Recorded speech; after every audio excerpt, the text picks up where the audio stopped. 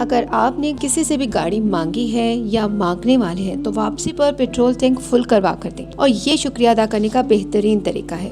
दूसरों की राजदारी का एहतराम करें। किसी को बगैर बताए स्पीकर पर मत डालें, ना ही किसी का प्राइवेट मैसेज ऊंची आवाज में पढ़ें। जो राज रखने का आपने कभी भी जिंदगी में वादा किया था, वो राज दोस्ती खत्म होने के बाद भी राज रहना चाहिए। याद रखें, रिश्ता खत्म हो सकता है मगर इंसानियत नहीं।